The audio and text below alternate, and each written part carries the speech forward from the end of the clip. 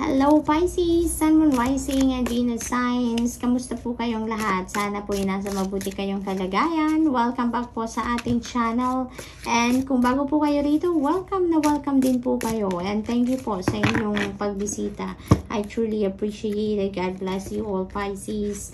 Tignan po natin ngayon ang mga mensahe ang tatalunan para sa inyo, para po sa sa week ng September 24 to 30. Paunang mensahe ninyo po ay energy ng base. Ayan, secret admirer. So meron kayong secret admirer, no? Maaring alam nyo na meron kayong secret admirer kasi syempre Piscean kayo, malakas ang inyong radar, your water sign, kaya very intuitive and sensitive kayo, kaya most likely kilala nyo na yan kung sino yung secret admirer ninyo. Maaaring hindi nyo lang din sinasabi sa iba, no? So what else? We have the candle. Ayan, you will be shown the way. Wow, you are really blessed, Pisces. Kasi may divine guidance dito, no? May divine guidance. Maaaring iba sa inyo dito may kailangan pagdesisyonan, no, ng importanteng bagay, malaking bagay, and don't worry. No, you will be shown the way. Bibigyan kayo dito ng gabay ng divine universe to guide you kung saan kayo papunta, kung anong dapat ninyong gawin, yung mga ganun.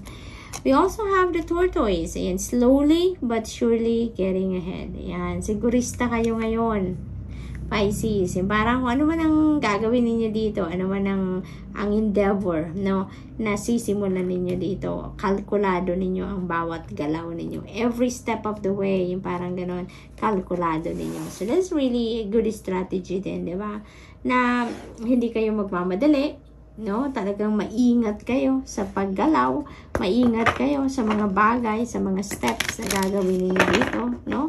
At makakaasa kayo na kahit mabagal ang galawan, sigurado kayo na yung ine-expect ninyong puntahan ay doon talaga kayo papunta. Helpful people, yan, really beautiful, no? You will be surrounded with helpful people around this time, Pisces. Ang daming support system ninyo sa ngayon, no? Maring kailangan nyo talaga ng tulong sa ngayon. Kaya may mga taong nag-o-offer na mismo ng tulong sa inyo. Maaring ganyan. Opportunity! Yay! So, looks like financial opportunity ito. Tingnan mo. Gold coins ang bumabagsak dito sa angel na to, no? From the heavens. Pisces, napakaganda. Kaya maaring yung you will be shown the way dito is towards this opportunity, no? Maaring you will be guided to where this opportunity is, Pisces, kung saan ninyo to makukuha. This is opportunity linked to your money, career, and finances. So this is really, really beautiful. What else? We have get more information. Ayan, you may need, no, more information talaga. At saka, alam mo, your water sign, Pisces, kaya napakalakas ng inyong intuition dito. So make sure that you always check in with your intuition, lalong-lalo na around this time, kasi maaring binibigyan ka na dito ng divine guidance, no, ng Panginoon.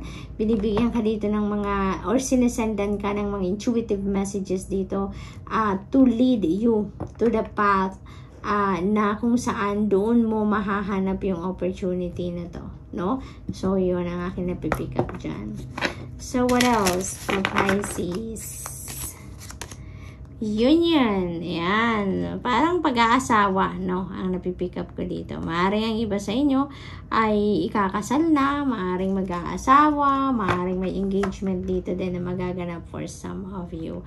And also, maaring this is reunification ng maaring magkamag-anak, magkakapamilya, magkakaibigan, maaring may reunion na magaganap ang iba sa inyo dito, Pisces, no? So, what else? We have clarity, definitely, no? You will be shown the way, diba? And get more information so that you will have that clarity that you need para nang sa gayon ay makapag-desisyon kayo ng diretso, makapag-desisyon kayo ng agad-agad, ng maayos, ng sigurado, diba? Pisces, kaya talaga, napakahalaga ng intuition ninyo sa ngayon, Pisces. napakahalagang magkonsulta talaga kayo. Pakinggan ninyo ang bulong ng iyong intuition sa ngayon. Because maaaring iba sa inyo dito naguguluhan or maaaring nalilito, no? Maaaring marami kayong naiisip ngayon na mga maaaring panggalingan ng opportunity na to, but you can't decide kung alin yung pupuntahan ninyo, alin yung kukunin ninyo, or alin yung ano ninyo, pipiliin ninyo. Maaaring ganon. Kaya, ano kayo, you are being sent intuitive messages dito, no? To give you a clarity, no? To guide you. Sanctuary, ayan. This is what you need. Now, find your own sanctuary dito. Nang sa gayon, you know, makapagmuni-muni kayo, makapag-connect kayo sa inyong soul, makapag-connect kayo sa inyong intuition. So, Pisces, ginagabayan ka na sa ngayon, no? Na you may need to put yourself into solitude. Nang sa gayon ay mapakinggan mo ngayon yung inyong inner voice, okay? Dahil nandyan na ang gabay para sa inyo. Nandyan na ang clarity na kailangan ninyo sa ngayon. You just need to access, no, that guidance. We have 8 of Wands. Ayan. Speaking of opportunity, ito na. This is wonderful opportunities coming in and definitely related nga yan sa money, career, and finances. Pisces, so napakaganda. It could be new job, new business venture, new business opportunity, maring new career din, maring talagang bonggang-bongga, no? It feels like kung ano man ang opportunity na to na parating sa inyo, that is going to bring forth of prosperity, abundance, no, and success sa buhay ninyo, Pisces. Kaya napakaganda, napakaganda. At when this opportunity comes in, then Pisces, you really need to be ready for it, no? Really ready, dahil it might require you to decide right away, no? Maaring pang madalian, hindi ito maghihintay sa inyo ng ilang araw or ilang linggo for you to decide. Parang nagmamadali ang nito, ang dating ng opportunity na to. Naghihingi ito ng madali ang sagot ninyo or confirmation ninyo, no? Kung kukunin ninyo or hindi, yung mga ganon. There is also travel energy dito sa 8 of Wands. Kaya maari din na this is a travel opportunity, no? May travel opportunity din dito nakakabit ng ng money, career, and finances opportunity na to. Kasi maaring work abroad, Pisces. Maaring work abroad ito, maari din na this is trabaho link sa travel industry. Maari din ganon. Maaring trabaho ito or career na talagang magre-require sa iyo to travel frequently. So, maaring ganon din ang sitwasyon dito, Pisces. We have 9 of Wands. Ayan, huwag kayong sumuko. Ha, Pisces, keep persevering.